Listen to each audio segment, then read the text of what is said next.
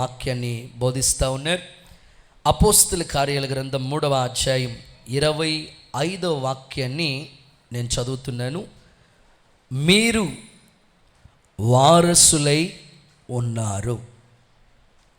మరలా చెప్తున్నాను, మీరు వారసులై ఉన్నారు. చూడకుండా చెప్పండి. ఓకే, చప్పట్లు కొడుతూ ఒకసారి యేసయ్యకి మహిమ చెల్లిస్తారా? ఈ మాట దేవుడు మన పట్ల ఆమేన్ అన్నట్లుగా నెరవేర్చునుగాక. దేవుడు మాట్లాడుతూ ఈ మాట చెప్తున్నాడు, మీరు వారసులై ఉన్నారు. ఈ ఉదయకాలం మన వాక్య సందేశం పేరు వారసులు. వారసులు. దేవుడు గొప్పవాడు, సర్వశక్తి కలిగిన వాడు. సంఘానికి ఎప్పుడు ఏ మాటలు కావాలో ఆయనకి బాగా తెలుసు గనుక ప్రతి మాట జీవం కలిగిన దేవుని మాట గనుక ఈ మాట మీ జీవితానికి దీవెనకరంగా ప్రభు మార్చునుగాక. అపోస్తుల కార్యములో రాయబడిన ఈ అమూల్యమైన మాట, మీరు వారసులై ఉన్నారు. దేవుడు ఈ మాట సెలవిస్తూ ఉన్నాడు. దేవుని బిడలమైన మన జీవితాలు ఎప్పుడు కూడా వారసులు అనే విషయాన్ని మీరు మర్చిపోకూడదు. మీ ఆత్మీయ జీవితం వారసత్వాన్ని పొందిన వారిగా మీ ఆత్మీయ జీవితం ఉండాలి. మీ కుటుంబాలు దేవునిలో వారసత్వం పొందిన ఆత్మీయ బిడలుగా అంటుకట్టబడాలి. ప్రభు ఇక్కడ మాట్లాడుతూ తన బిడల ద్వారా మాట్లాడుతూ చెప్తున్నాడు, మీరు వారసులై ఉన్నారు అనే మాటని ప్రభు చెప్తా ఉన్నాడు. ఆత్మీయంగా మనం ఆలోచిస్తూ ఉంటే దేవునికి మనం ఎప్పుడు కూడా ఆయన బిడలం కాబట్టి, ఆయన కుమారులం కాబట్టి, ఆయన కుమార్తెలం కాబట్టి ఆ వారసత్వపు హక్కుని మనం పొందుకోవాలి. మనము పిల్లలమైతే, మనము కుమారులమైతే వారసులమే, కుమార్తెలమైతే వారసులమే. దేవుని బిడలకి దేవుడిచ్చే ఆధిక్యత వారసత్వం. భౌతికంగా మీరు ఆలోచిస్తూ ఉంటే ఈ భూమి మీద జీవిస్తున్న వాళ్ళు అనేకమైన వాటికి వారసులుగా పిలువబడుతూ ఉంటారు. ఫర్ ఎగ్జాంపుల్, కొంతమంది ఆస్తికి వారసులుగా పిలువబడుతూ ఉంటారు. చాలామంది కష్టపడి సంపాదిస్తూ ఉంటారు. ఈ కష్టపడి సంపాదించిన ఈ ఆస్తికి వీళ్ళే వారసులు, వీళ్ళే వారసులు, వీళ్ళే హక్కుదారులని ప్రకటిస్తూ కష్టపడి సంపాదించిన ఆ సంపాదన అంతా కూడా ఆ తల్లిదండ్రులు ఆ బిడ్డలకి వారసులుగా ఆ ఆస్తిని వాళ్ళకి బహుమానంగా, స్వాస్థ్యంగా, ఆస్తిగా అనుగ్రహిస్తూ ఉంటారు. కొంతమంది గృహాలు కడతా ఉంటారు, ఇళ్ళు సంపాదిస్తూ ఉంటారు. వాళ్ళు సంపాదించిన ఆ సంపాదనలో ఉన్న ఆ ఇల్లు ఆ బిడ్డలకి వారసులు అయ్యేటట్లుగా ఆ ఆస్తిని వాళ్ళకి అనుగ్రహముగా దయచేస్తూ ఉంటారు అన్నమాట. మరికొంతమందిని మనం చూస్తూ ఉంటుంటే కుటుంబాలలో ఎన్నో వాటిని సమకూర్చి వీళ్ళు దీనికి హక్కుదారులు, వారసులు అని అనౌన్స్ చేస్తూ వాళ్ళకి అనుగ్రహిస్తూ ఉంటారు. జీవితంలో భౌతిక సంబంధమైన వాటి కొరకే వారసత్వాన్ని మనం పొందిన వాళ్ళు ఉన్నారు. ఈ ఆస్తికి వారసుడు, ఈ ఇంటికి వారసుడు, ఈ బైక్కి ఓనర్ ఈయనే, ఈ కారుకి ఓనర్ ఈయనే, ఈ అపార్ట్మెంట్ వీళ్ళదే, ఈ అంతస్తు వీళ్ళదే, ఈ ప్లాట్ వీళ్ళదే, వీళ్ళ సైట్ ఇదే అని కొన్ని వారసత్వపు హక్కులు మనం పొందుకుని వాటిని స్వాధీనం చేసుకుంటూ ఉంటారు. మంచిదే, కాదనటం లేదు. ఈ భూమి మీద ఉన్నాం కనుక ఆస్తి కావాలి, అంతస్తు కావాలి, ఐశ్వర్యం కావాలి, అన్ని సదుపాయాలు అవసరమే, కాదనట్లేదు. అయితే ఆత్మీయులైన మీరు కూడా ఆత్మీయ విషయాల్లో వారసత్వాన్ని మీరు పొందిన వారిగా ఉండాలి. భౌతిక సంబంధమైన వాటి కొరకే మనం భక్తి చేయకూడదు. ఏదో దేవుణ్ణి నమ్ముకుంటే ఆరోగ్యం కలిసి వస్తుందనో, దేవుణ్ణి నమ్ముకుంటే ఆస్తి వస్తుందనేమో, దేవుణ్ణి నమ్ముకుంటే రోగాలు తగ్గుతాయనేమో, దేవుణ్ణి నమ్ముకుంటే పిల్లలు పుడతారనేమో, దేవుణ్ణి నమ్ముకుంటే పెళ్ళి అవుతుందేమో, దేవుణ్ణి నమ్ముకుంటే ఏదో కలిసి వస్తుందనే ఈ భౌతిక సంబంధమైన వాటి కొరకే ప్రాకులాడక, స్పిరిచువల్ ఆత్మీయ జీవితంలో ఆధ్యాత్మికమైన విలువలు గుర్తించగలిగిన వారుగా మీరుంటే, దేవుడు ప్రతి ఆత్మ సంబంధమైన ఆ ఉపకరణాలతో కూడిన ఆధ్యాత్మికమైన జీవితానికి సంబంధించిన వారసత్వాన్ని యేసు నామములో మీకు అనుగ్రహించబడునుగాక. గట్టిగా చెప్పండి ఆమేనండి. అబ్రహాంతో దేవుడు మాట్లాడుతూ, పిల్లలు లేరు అబ్రహాముకి. 75వ సంవత్సరంలో దేవుడు వాగ్దానం ఇచ్చాడు అబ్రహాంకి, ఇదిగో నీ గర్భమున పుట్టినవాడే నీకు వారసుడు. అబ్రహాం అనుకుంటున్నాడు, ఇక నాకు పిల్లలు లేరు, నా ఇంటిలో పెద్ద దాసుడైన ఎలియాజరే ఈ ఆస్తి అంతటికి వారసుడవుతాడేమో, ఇంత సంపాదించాను కదా, ఇంత సమకూర్చాను కదా, అంతటికి పెద్ద దాసుడైన ఎలియాజర్కే ఇది స్వాధీనం అవుతుందేమో అని అనుకుంటూ ఉంటే దేవుడు మాట్లాడుతున్నాడు, అబ్రహాం నీ గర్భమున పుట్టినవాడే నీ ఇంటికి వారసుడవుతాడు. వాగ్దాన పుత్రుడు ఉన్నాడు కదా, నేను వాగ్దానం చేశాను కదా. అద్భుతంగా దేవుడు అబ్రహాము జీవితంలో ఆ వాగ్దానము దేవుడు నెరవేర్చి, ఊహించలేని అద్భుతమైన ఆత్మకార్యం, వారి నోటి నిండా నవ్వు అని అర్థమిచ్చే చక్కని ఇస్సాకుని దేవుడు వారసుడిగా, వరపుత్రుడిగా దేవుడు వాళ్ళకి అనుగ్రహించాడు. చప్పట్ల కొడుతూ ఒకసారి యేసయ్యకి మహిమ చెల్లిద్దామా? నేను ఆశపడుతున్నాను మీ ఆత్మీయ జీవితంలో అబ్రహాముకి పిల్లలు లేనప్పుడు దేవుడు కనికరించి చక్కని కుమారుని వారసుడిగా ఇచ్చాడు కదా. ఈ ఉదయకాలం కూడా ఈ మందిర ఆవరణలో పిల్లలు లేక ఇబ్బంది పడుతున్న వారి కుటుంబాల్లో మూయబడిన గర్భం యేసు నామములో తెరవబడునుగాక. మీ ఇంట ఒక వారసుడు ఉండునుగాక. అద్భుతమైన కార్యము జరుగునుగాక. మరి కొంతమంది అనుకుంటా ఉన్నారు, మాకు ఆడపిల్లలు కదండి, అబ్బాయిలైతే వారసులు, మరి అమ్మాయిలైతే వారసురాలు. దేవుడికి స్తోత్రం. అంతే, గట్టిగా హల్లెలూయా. మీరు ఆత్మీయ విషయాల్లో వారసత్వాన్ని సంపాదించుకోవాలి. భౌతిక విషయాల్లో అన్నీ సంపాదించుకున్నారు, మంచిదే, కాదంటలేదు. ఆత్మీయ విషయాల్లో కూడా వారసత్వపు హక్కుని మీరు సంపాదించుకున్న బిడ్డలుగా ఉండాలి. ఈ మధ్యకాలంలో చాలామంది నాతో మాట్లాడుతూ, అన్నయ్య జాన్ వెస్లీ అన్నయ్య, దేవుడి దయ వల్ల మా ఇంటిలో మాకు ఆస్తిలో నాకు వారసత్వం వచ్చింది, ఈ ఇంటికి నేను వారసునయ్యాను అన్నయ్య, ఈ ఇంటిలో ఈ బిల్డింగ్ నాదే, మా తల్లిదండ్రుల దీవెన, వాళ్ళ కష్టాజీతం ఈ ఆస్తికి నన్ను వారసులుగా చేశారు. నేను అన్నాను, చాలా సంతోషమే కదా, మరి తల్లిదండ్రుల కష్టాన్ని బట్టి ఈ వారసత్వ హక్కు నీకు వచ్చింది కదా, చాలా సంతోషం కదా. అన్నయ్య ఆస్తి ఒకటే కాదన్నయ్య, మా తల్లిదండ్రులు సంపాదించి మిగిల్చి వెళ్ళిన రోగాన్ని కూడా నాకు అంటించి వెళ్ళారన్నయ్య. స్తోత్రం చెప్పండి ఒకసారి. ప్రస్తుత కాలంలో రోగాలు కూడా వారసత్వంగా వస్తున్నాయట. వాళ్ళు చెప్తూ ఉన్నారు. నేనంటాను, రోగాల బలాన్ని దేవుడు నిర్మూలన చేయనుగాక. ఆమేన్. నువ్వు ఏమి దిగులు పడకూడదు. కొంతమంది గుండెల్లో ఏంటో దిగులు దిగులు దిగులు డిప్రెషన్లోకి వెళ్ళిపోతూ ఉంటారు. వాళ్ళ డాడీకి షుగర్ ఉందంటే ఇంకేముంది, నాకు కూడా వచ్చేస్తుంది అని ముందే టెన్షన్ పడిపోతూ ఉంటారు. జాగ్రత్త పడటంలో తప్పు లేదు. స్వీట్లు తినకుండా భౌతికంగా ఆ ఫుడ్ కంట్రోల్ చేసుకోవడంలో మంచిదే, కానీ నువ్వు అదే ఆలోచనలో ఉండకూడదు. యోబు అంటాడు, నేను ఏది వస్తుందని భయపడిపోతున్నానో. మరి అది నువ్వు చలి జ్వరం వచ్చేద్దని ముందే దుప్పటి కప్పేసుకున్నావు అనుకోండి, సాయంకాలానికి వచ్చేస్తుంది, నో డౌట్. భౌతికంగా ఆలోచించొద్దు. తగిన ఆహారం తీసుకో, ఫుడ్ తీసుకో, హెల్దీగా ఉండు, వాకింగ్ చేయి, హెల్త్, దేవుడు మంచి ఆరోగ్యాన్ని నీకు ఇస్తాడు. వారసత్వం అనేది చాలా ప్రాముఖ్యమైనది.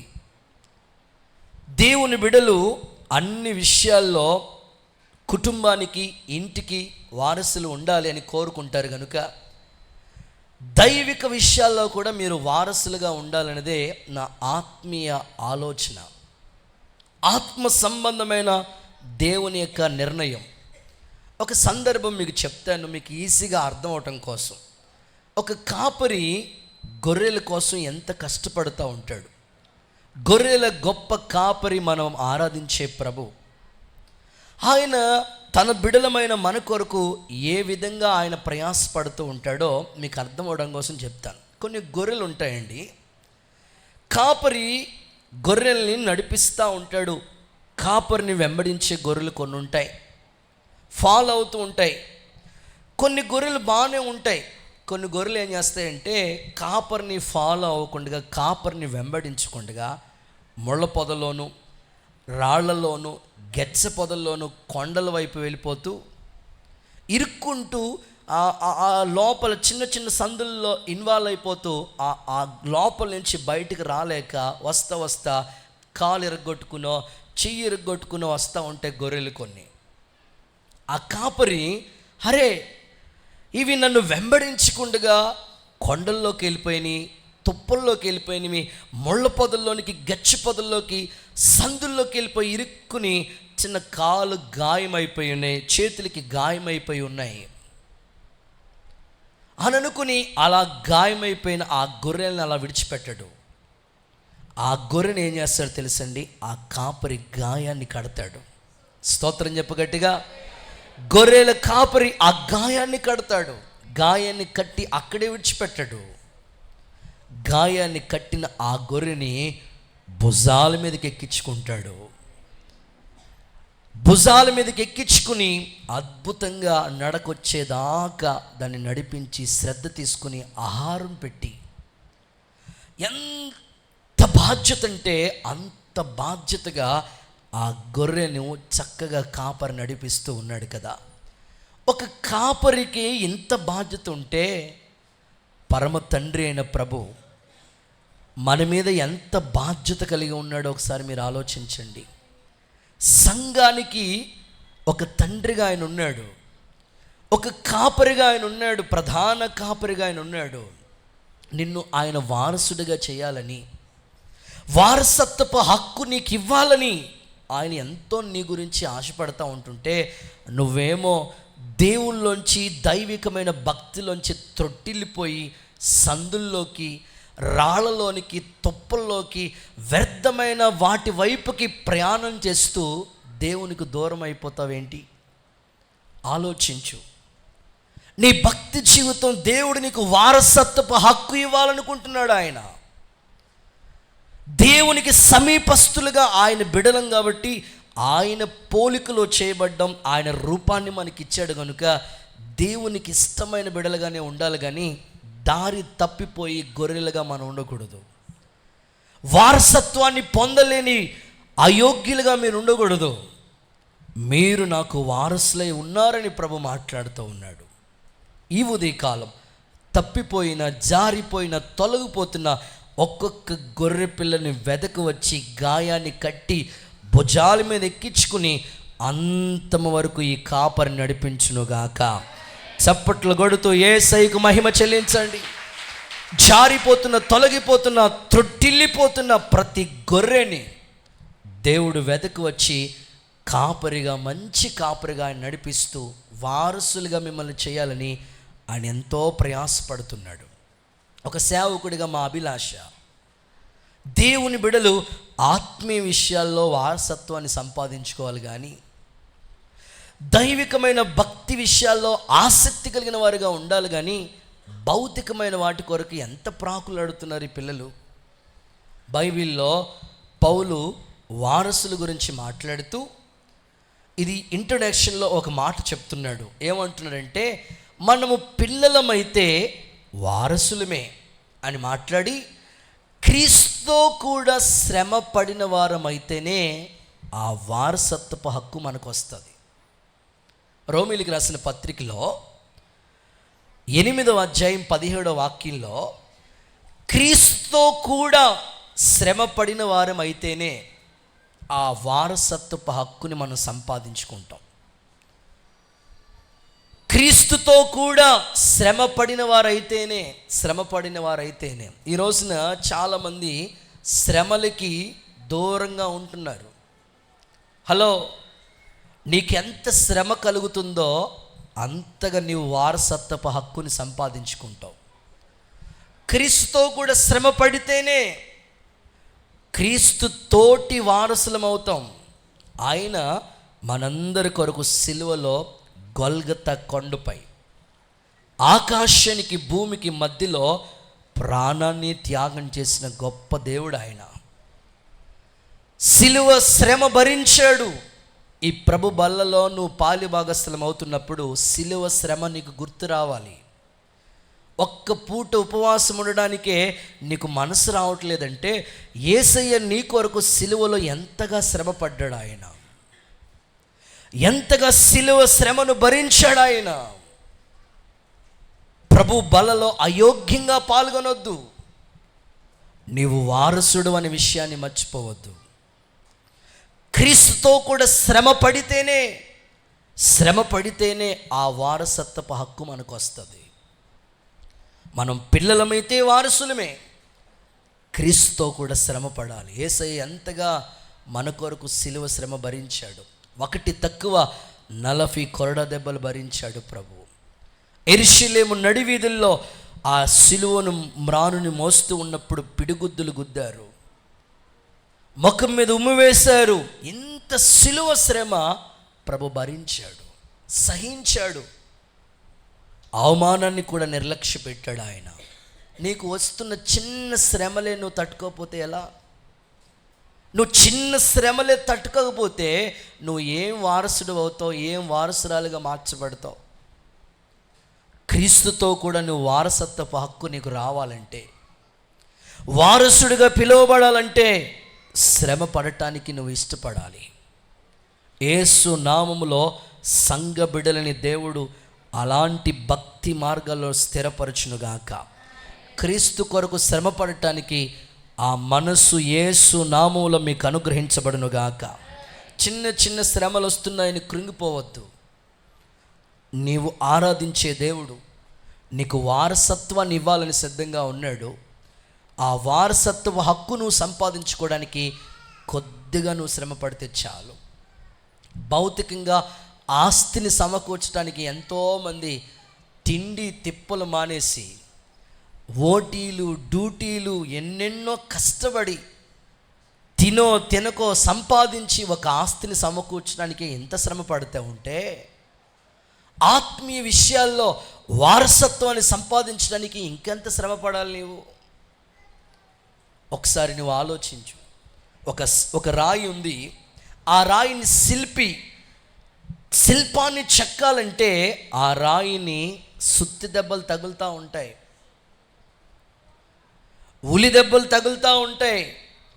ఆకారం వచ్చే వరకు కూడా ఆయన కొడతానే ఉంటాడు.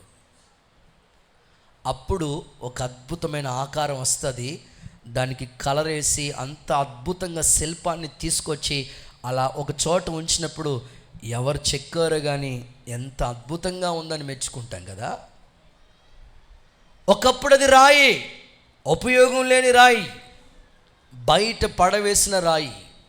కానీ ఇప్పుడు సమాజానికి ఉపయోగపడే శిల్పంగా ఎట్లా మారిందో తెలుసా? శిల్పి చేతిలో ఉలి దెబ్బలు తగిలినాయి, శిల్పి చేతిలో సుత్తి దెబ్బలు తగిలినాయి. అప్పుడే శిల్పం అద్భుతంగా చెక్కబడింది.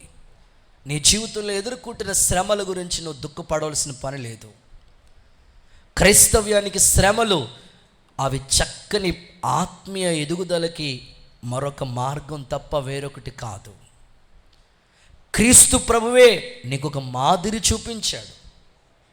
నువ్వు పడుతున్న ఆ బాధ ఇప్పటి కాల శ్రమలు రాబోయే మహిమ ఎదుట ఎన్నతగినవి కావు.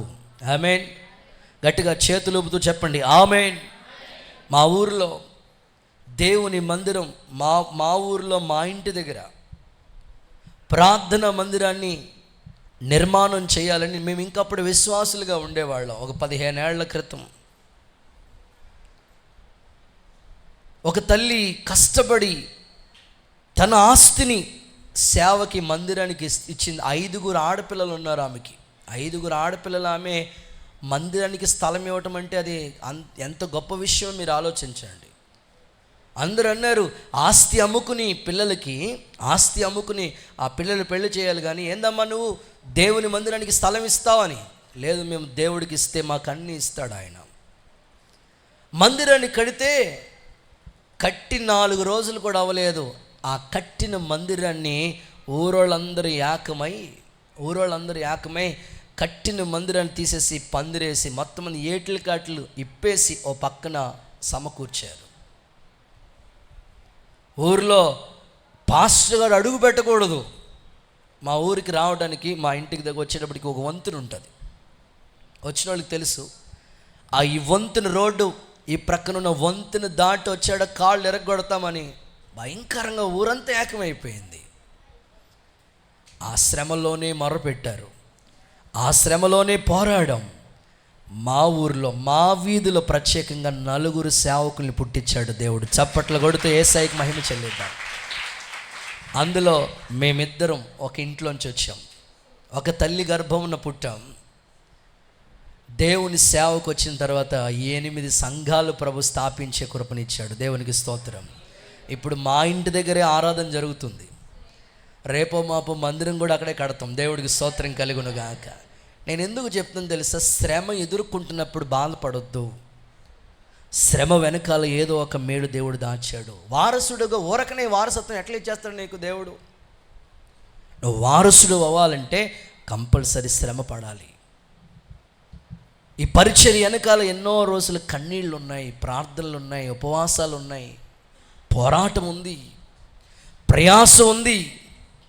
మీ జీవితాల్లో కూడా మీ పిల్లలకి అదే చెప్పాలి, శ్రమపడు, దేవుడు నిన్ను వారసుడిగా చేస్తాడు, యేసు నామములో అనుగ్రహించబడునుగాక. నా ప్రశ్న, మీరు వారసులై ఉన్నారు అని ప్రభు చెప్పాడు కదా, దేనికి మనల్ని దేవుడు వారసులుగా చేస్తాడు? మనం దేనికి వారసులమై ఉండాలి అనే ప్రశ్న నోట్ చేసుకుంటే ఒక 4 ప్రాముఖ్యమైన విషయాలు త్వరగా చెప్తాను. ఈ 4 మాటలు మీరు నోట్ చేసుకోండి. యేసు నామములో దేవుడు మిమ్మల్ని వారసులుగా మార్చునుగాక. చదువుదాం.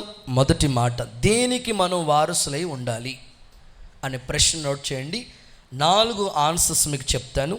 హెబ్రీయులకు రాసిన పత్రిక మొదటి మాట, హెబ్రీయులకు రాసిన పత్రిక 11వ అధ్యాయం 7వ వాక్య భాగాన్ని చదువుదాం. హెబ్రీయులకు రాసిన పత్రిక 11వ అధ్యాయం 7వ వాక్య భాగం చదువుదాం. విశ్వాసమును బట్టి నోవాహు అది వరకు చూడని సంగతులను గూర్చి దేవుని చేత హెచ్చరింపబడి భయభక్తులు గలవాడై తన ఇంటి వారి రక్షణ కొరకు వాడను సిద్ధం చేశాను. అందువలన అతడు లోకం మీద నేరస్థాపన చేసి విశ్వాసమును బట్టి కలుగు నీతికి వారసుడాయెను. ఆమేనని చెప్పండి ఒకసారి. చప్పట్లు కొడుతూ ఒకసారి యేసయ్యకి మహిమ మహిమ మహిమ ఆరోపించండి.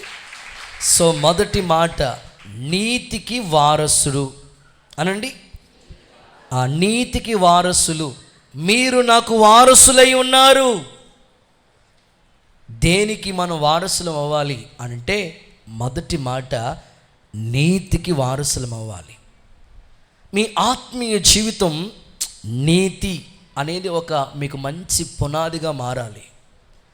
క్రైస్తవుడి జీవితంలో నీతి లేని జీవితం, అసలు నిజాయితీ లేని జీవితమే కాదు, క్రైస్తవుడే కాదు. నీతికి నువ్వు వారసుడు అవ్వాల్సిందంతే. యేసయ్య కోరుకుంటున్నాడు, మీరు నాకు వారసులు. రేపొద్దున నీకు ఎంక్వైరీ వస్తారు. ఇప్పుడు ఆల్రెడీ వచ్చేసినాయి, చాలా ఆప్షన్స్ వచ్చేసినాయి, అప్లికేషన్లు కూడా వచ్చేసినాయి, వాలంటీర్లు కూడా తిరుగుతూ ఉన్నారు. ఒక కాలం వచ్చింది, అందులో ఒక అడుగుతున్నారు, నువ్వు ఏ మతానికి సంబంధించిన వాడు? నేను కూడా చెప్తాను, నువ్వు ఏ మతం అయితే ఆ మతమే రాయి. నువ్వు దేవుణ్ణి అంగీకరించావా, ఖచ్చితంగా క్రైస్తవుడని ఒప్పుకో. ప్రభు కూడా చెప్పాడు, సమాజం ఎదుట ఒప్పుకునేవాడినే తండ్రి ఎదుట నేను ఒప్పుకుంటాను. నువ్వు ఈ రోజున మనుషులకు భయపడి ఏదో ఆప్షన్స్ వస్తాయి, తర్వాత ఇవన్నీ పోతాయి, రిజర్వేషన్లు పోతాయి అని అనుకుని నీ భక్తిని ఆ రోజు అక్కడ పులి స్టాప్ పెట్టావనుకో, రాబోతున్న ఉగ్రతలోంచి తప్పించబడలేవు. దయచేసి మరలా చెప్తున్నాను, నీతికి నువ్వు వారసుడు కావాలి. గట్టిగా ఆమేన్ చెప్పండి. నిజాయితీగా ఒప్పుకో. దేవుణ్ణి నమ్ముకున్నాం కాబట్టి దేవుని బిడలు అని నిజాయితీగా ఒప్పుకోండి. దేవుని ఎదుట సాక్షులుగా మీరు బ్రతకాలి. నిజాయితీ లేని బ్రతుకుల్ని దేవుడు అంగీకరించలేడు. నీతికి వారసులం అవ్వాలి మనం.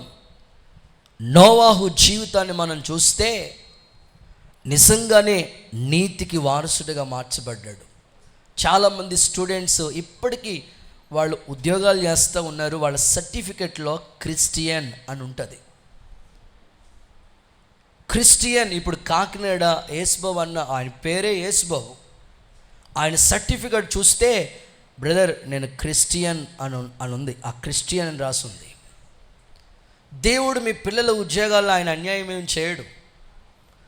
అన్ని విషయాల్లో నీతి నిజాయితీగా ఉండటానికి పరిశుద్ధాత్ముడు మిమ్మల్ని స్థిరపరచునుగాక. నీతికి వారసులుగానే ఉండండి.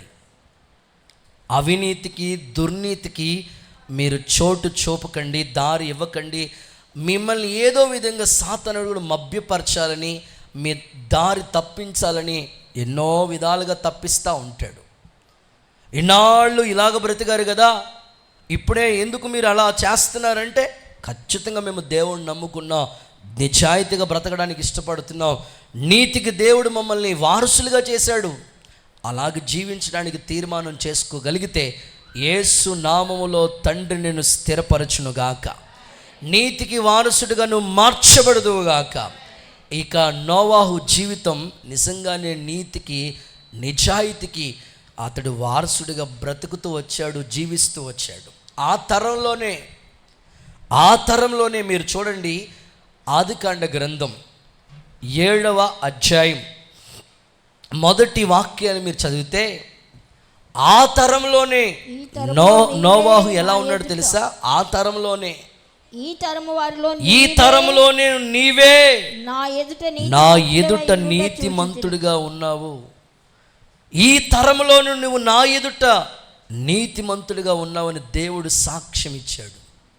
మీ జీవితాల్లో కూడా నీతి కోసమే జీవించడానికి తీర్మానం చేసుకోండి. వారసత్వపు హక్కుని సంపాదించుకోండి. పరిశుద్ధాత్ముడు మీ జీవితంలో స్థిరమైన పునాదిని వేసునుగాక, స్థిరపరచునుగాక. బైబిల్ చెప్తుంది, నీవు నీతిగా ఉంటే నీ నీతికి తగినట్లే నీ నివాస స్థలాన్ని దేవుడు వర్ధిల్ల చేస్తాడు. నీతి నిజాయితీలు నీలో లేవనుకోండి, కంపల్సరీ నీ నివాస స్థలాలు వర్ధిల్ల చేయలేడు ప్రభు. నీతి నిజాయితీలుగా ఉన్నవాళ్ళకి ఎప్పుడు కూడా దేవుడు ఆ నీతికి తగినట్లుగానే నివాస స్థలాన్ని వర్ధిల్ల చేస్తాడు. బైబిల్లో ఎంతోమంది జీవితాలు అలా ఉన్నాయి. వాళ్ళు దేవుని కోసం రోషంగా భక్తి చేశారు, దైవికమైన నీతిని వాళ్ళ కన్నుల ఎదుట, సమాజం ఎదుట ప్రదర్శించారు. ప్రభు సేవకుడిగా నేను కూడా కోరుకుంటున్నాను, మీ ఆత్మీయ జీవితంలో ఎక్కడ రాజీ పడకుండా దైవికమైన భక్తి చేయటానికి, నీతిగా బ్రతకటానికి ఈ వారసత్వపు హక్కుని దేవుడు మీకు అనుగ్రహించునుగాక. గట్టిగా చెప్దాం ఆమేన్ అని చెప్పండి. సో నీతికి ఆపోజిట్ ఏమిటంటే దుర్నీతి. నీతికి వ్యతిరేక పదం ఏమిటంటే అవినీతి. ప్రస్తుతం సమాజంలో ఈ అవినీతి బాగా చోటు చేసుకుంటా ఉంది. విశ్వాసుల్లో కూడా అవినీతి మార్గాల వైపుకి ప్రజలు వెళ్ళిపోతూ ఉన్నారు. కానీ ఒక దేవుని బిడ్డ వారసుడిగా బ్రతకడానికి, దేవుని బిడలం కాబట్టి ఆయన నీతిమంతుడైన దేవుడు కదా. పిలాతు గవర్నర్ చెప్తున్నాడు, ఆ గవర్నర్ యొక్క భార్య చెప్తుంది, ఆ నీతిమంతుడు జోలికి వెళ్ళొద్దు. ప్రభు నీతిమంతుడే కాబట్టి ఆయన బిడలమైన మనం కూడా నీతికి వారసులుగా బ్రతకాలి.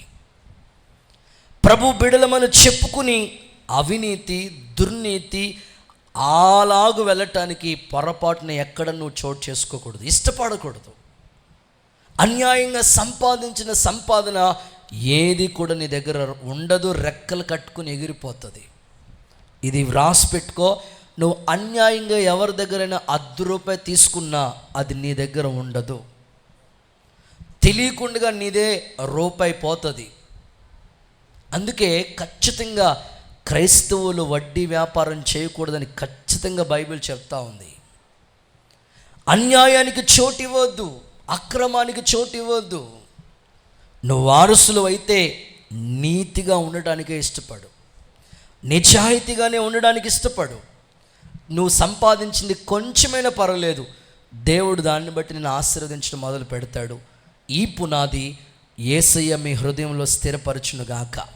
ఈ సందర్భం అందు నేను ఒక సందర్భాన్ని బైబిల్లోంచిన ఒక సమాచారాన్ని మీకు జ్ఞాపకం చేస్తాను. నయమాన్ కుష్టి వ్యాధి నుంచి స్వస్థత పొందిన తర్వాత ఎలీషా దగ్గరికి వచ్చాడు. యోర్దాను నదిలో 7 సార్లు మునిగి లేచిన తర్వాత అద్భుతమైన స్వస్థత. పసిపిల్లల దేహం వల్లే తన దేహం మారిపోయింది. అంతవరకు బాగానే ఉంది.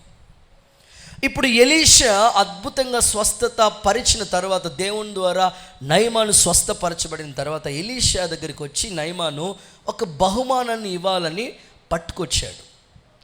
ఎలీషా అంటున్నాడు, నాకొద్దు, నాకేం అక్కర్లేదు, ఈ బహుమానాలు నాకేమీ అక్కర్లేదని ఎలీషా రాజీ పడకుండా ధైర్యంగానే ఉన్నాడు. అయితే ఎలీషా దగ్గరున్న గెహజీ ఉన్నాడే, ఎంత అబద్ధాలు కోరంటే అంత అబద్ధాలు కోరి. ఎలీషా ఇక్కడున్నాడు, ఎలీషా దగ్గరే ఉన్నాడు గెహజీ. కానీ నయమాను రథం కట్టించుకుని మరలా తిరిగి వెళ్ళిపోతూ ఉంటుంటే తన వెనకాల వేగంగా పరిగెత్తుకుని వెళ్ళి గెహజీ పరిగెత్తుకుని వెళ్ళి ఏమంటాడు తెలుసా? ఇప్పుడే నా యజమానుడు నన్ను పంపించాడు. ఎందుకు పంపించాడు అని నయమాను అడిగితే, ఇప్పుడే శిష్యులు వచ్చారు, వాళ్ళకి వస్త్రాలు లేవు, కావాలి, వెండి కావాలి అని అనుకుని అబద్ధం చెప్పి అటు నయమాన్ దగ్గర అబద్ధం చెప్పాడు.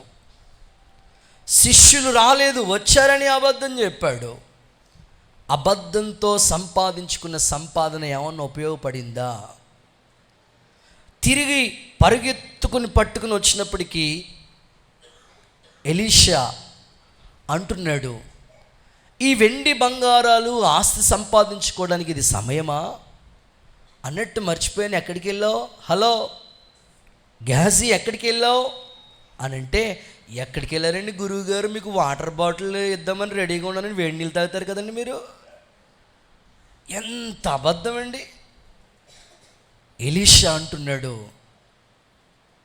నీవు సంపాదించడం కొరకు అన్యాయం కోసం పరిగెత్తినప్పుడు మనస్సు నీతో కూడా రాలేదా? నా మనసు అరే అబద్ధమాడి సంపాదించుకున్న సంపాదన ఏమైనా ఉపయోగకరంగా ఉందా? ఎలీషా చెప్పినాడు. ఆ యొక్క గెహజీకి ఏమైనా ఉపయోగపడిందంటే తన కుటుంబానికి తానికి కుష్టి రోగం మిగిల్చింది. ఈరోజు నేను నిజంగా చెప్తున్నాను, అన్యాయమైనది ఏది నీ దగ్గర ఉండకూడదు. ప్రభు బలలో నువ్వు పవిత్రపరచబడి ఈ యోగ్యమైన మంచి మనస్సాక్షితోనే ఈ బలలో నువ్వు చేతులుంచు. నీ మంచి మనస్సాక్షిని దేవుడు నీకు ఇచ్చాడు, దాన్ని కాపాడుకో. నువ్వు కష్టపడింది కొంచెమే చాలు, దేవుడు నిన్ను నీతికి వారసుడిగా చేయబోతూ ఉన్నాడు. ఆమెను చెప్పండి ఒకసారి. ఖచ్చితంగా నీతికి వారసుడిగా నేను చేయబోతున్నాడు ప్రభు. మీరు బైబిల్లో ఈ మాట చదువుదామా ఒకసారి? రోమీలకు రాసిన పత్రిక 2వ అధ్యాయం, రోమీలకు రాసిన పత్రిక 2వ అధ్యాయం 8వ వాక్య భాగాన్ని చదవండి ఒకసారి. అయితే భేదములు పుట్టించి సత్యమునకు లోబడక, ఏంటంట? సత్యానికి లోబడక దుర్నీతికి లోబడు వారి మీదకి దేవుని ఉగ్రతయు రౌద్రమును వచ్చును. దేవుని ఉగ్రత రౌద్రమును వచ్చును అంటే భేదములు పుట్టించి సత్యానికి లోబడక దుర్నీతికి లోబడే వారికంట దేవుని ఉగ్రత వాళ్ళ మీదకి వస్తుంది. నీ మీదకు ఉగ్రత రాకూడదన్నదే నా ప్రార్థన. దేవునికి స్తోత్రం చెప్పండి ఒకసారి, గట్టిగా ఆమేన్ అని చెప్పండి. ఇప్పుడు నోవాహు నీతికి వారసుడు ఎట్లా చెప్పనా? ఆ తరంలోనే అందరూ విచ్చలవిడిగా తిరుగుతూ ఉంటే నోవాహు వాడ నిర్మాణం చేశాడు. వాడ నిర్మాణం చేసి ఆ ఓడలో ఎన్నో జంతువులు జతలుగా ఆ ఓడలోనికి సమకూర్చాడు. చూడండి, వాడ నిర్మాణం 3 అంతస్తులు. వాడికి తలుపు, కిటికీ అన్నీ అమర్చాడు. అంత సిస్టమేటిక్గా ఉంది. కానీ తాళం మాత్రం దేవుడి చేతిలో ఉంది. ఆమేన్ చెప్పండి ఒకసారి. దేవుడు అన్ని పనులు అందరికీ చెప్పడు, కొన్ని పనులు చెప్తాడు, చేయి బాబు అంటాడు. హలో, కొన్ని పనులు ఇస్తాడు దేవుడు. ఇప్పుడు వాడ నిర్మించమన్నాడు, ఓకే, ఆ 3 అంతస్తులు ఉండాలి, తలుపు పెట్టమన్నాడు అని. తాళం ఎవరి చేతిలో ఉంది? తాళంగిని నోవాహు చేతిలోకి ఇచ్చుంటే పాపం సంఘ కాపర్లకి జాలి ఎక్కువ. వాళ్ళ మరిది గారు ఆ పక్కింటి ఆయన క్రిస్మస్కి వచ్చిన ఏదో పాపము బిర్యానీ పెట్టాడు, ఆయన ఎక్కు వాళ్ళకి ఎక్కువ అంటాడేమో. అందుకని తాళం మాత్రం దేవుడి చేతిలో పెట్టుకున్నాడు. దేవుడు ఎంత గొప్పవాడో చూడండి. కొన్నిసార్లు అన్నీ చేసేచ్చు కదా, దేవుడి చేతిలో కొన్ని ఉంటాయి. సమయం వచ్చినప్పటికీ ఆ లాక్ ఓపెన్ చేస్తాడంతే ఆయన. గట్టిగా చెప్పండి ఒకసారి. లేకపోతే ఆ వాడలో ఎన్ని ఉన్నాయండి, పులులు ఉన్నాయి, సింహాలు ఉన్నాయి, ఎలుగుబంట్లు ఉన్నాయి. ఈ వాడలో కూడా ఉన్నాయి. దేవుడికి స్తోత్రం కలుగును గాక. అమ్మో, గుళ్ళోకి వచ్చినప్పుడు ఎంత చక్కగా ఉంటామో మనం. బయటికి వెళ్ళిపోతే పులి, సింహం. అసలు మీ ఇంటి దగ్గర చూడాలి మిమ్మల్ని, ఎక్కడ కాదు. కానీ ఇక్కడ మాత్రం నిజంగానే వాడలోకి సైలెంట్గా కూర్చున్నారు. ఇంటి దగ్గర చూస్తే మాత్రం పులులు, సింహాలు ఉంటాయి, ఎలుగుబంట్లు ఉంటాయి. అందరూ మంచోళ్ళు. అమ్మో, దేవుడికి స్తోత్రం కలుగును గాక. మమ్మల్ని ఎలుగుబంటి అంటావా? నేను అంటలేదు, వాడలో ఉన్నవాళ్ళ గురించి చెప్తున్నాను. దేవుడు నీతికి వారసుడిగానే చేశాడు నోవాహుని. నీ ఆత్మీయ జీవితాన్ని దేవుడు నీతికి వారసుడిగా మార్చునుగాక. ఒకవేళ దుర్నీతి వైపుకు వెళితే బైబిల్ చెప్తుంది ఉగ్రత పాలవుతాం. అందుకే దేవుడు మనల్ని నీతికి వారసులుగా చేశాడు. చాలా స్థలాల్లో ఉద్యోగాలు చేసే చోట అవినీతికి చాలామంది పాల్పడిపోతున్నారు. కానీ నువ్వు రోషం కలిగి నీతి నిజాయితీగా బ్రతుకు చాలు, నీ కుటుంబం, నీ పిల్లలు ఆరోగ్యంగా క్షేమంగా ఉంటారు. యేసయ్య నిన్ను సాక్షిగా నిలబెట్టునుగాక. అబద్ధాల వైపుకి మక్కువ చూపొద్దు. అబద్ధాలతో ఏది సంపాదించినా మన దగ్గర ఉండదు. అది నీతిగా కొంచెమైనా చాలు, అది నిలిచి ఉంటుంది. బైబిల్ ఏం చెప్తుందో తెలుసండి, నీతిమంతుల సంతానం అంట ఎప్పుడు విడవబడదండి. నేను చూసినంత వరకు ఎప్పుడు విడవబడదని చెప్పాడు దావీదు. ఒక మాట చెప్తాను మీకు, 2 చేతులు ఎత్తి ఒకసారి హల్లెలూయా అని చెప్పండి.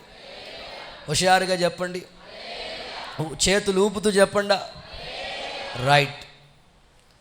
ఒక చిన్న సందర్భం, అంటే మీకు ఇది చాలా ఆత్మీయత కోసమే చెప్తా ఉన్నాను. మీ యొక్క ఆత్మీయ జీవితాలు పరిశీలించుకోవడం కోసం చెప్తున్నాను. ఏంటనంటే, ఒక రాజకీయ నాయకుడు, ఒక రాజకీయవేత్త, తను కల్లో, అంటే అప్పుడప్పుడు క్రిస్మస్ పండుగలకి, అప్పుడప్పుడు ఏడాదికి ఒకసారి దేవుని దగ్గరికి వచ్చి అలాగలా కనబడి దండం పెట్టుకుని వెళ్ళిపోయి ఒక రాజకీయ నాయకుడు కలలో పరలోకం వెళ్ళినట్టు కల వచ్చిందంట ఆయనకి. మాకు వస్తాయండి బాబు కళలు. కొంతమందికి అప్పుడే కొత్తగా దేవుణ్ణి నమ్ముకున్న వాళ్ళు ఉన్నారంటే ఎన్ని కళలు వచ్చేస్తాయి, వాటికి అర్థాలు చెప్పలేము మనం. అన్ని కళలు వచ్చేస్తూ ఉంటాయన్నమాట. పాస్టర్ గారిని మామూలుగా తినరు, అసలు మామూలుగా శంసా కూడా లేకుండా తినేస్తాడు. అన్నయ్య నాకు కళ్ళలో వచ్చేసింది. ఒక చెల్లి అంటుంది, అన్నయ్య నాకు సింహాసనం కళ్ళలోకి వచ్చేసింది అన్నయ్య అన్నది. నేను అన్నాను, పెళ్ళి అయిపోతుంది అమ్మ, కంగారు పడక అన్నాను. అంత మరి ఇంకేం చెప్తాను మరి సింహాసనం అంటే. పాప ఆవిడ ఎప్పుడు సింహాసనమా అని చూసుకుంటుంది అన్నమాట. ఈ కళ వచ్చిన రాజకీయ నాయకుడికి కళ వచ్చింది, పరలోకం వెళ్ళినట్లుగా కళ వస్తే ఆ పరలోకంలో దేవదూతలు ఉన్నాయట.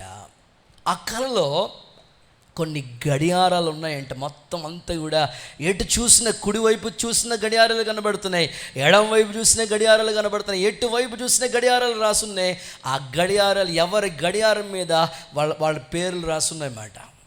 వాళ్ళ వాలంటరీ గడియారం ఉంది, అందరి గడియారాలు ఉన్నాయన్నమాట. దేవదూత అని ఆ రాజకీయ నాయకుడు అడుగుతున్నాడు, ఏంటి ఈ పరలోకంలో ఈ వింత, ఈ గడియారాల యొక్క రహస్యం ఏమిటి అని అంటే, ఇది పరలోకంలో ఈ గడియారాలు ఎందుకు పెట్టారంటే, భూమి మీద ఒక మనిషి పుట్టినప్పుడు ఆ మనిషి పేరున ఒక గడియారం ఇక్కడ దేవదూతలు రెడీ చేశారు.